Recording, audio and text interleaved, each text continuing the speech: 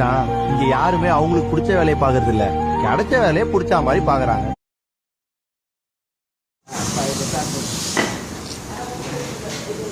என்னையா நீ வீடியோ எடுத்து பயங்கரமா எடுக்கிறோம். முன்னெல்லாம் கட் பண்ணிட்டு மறுபடியும்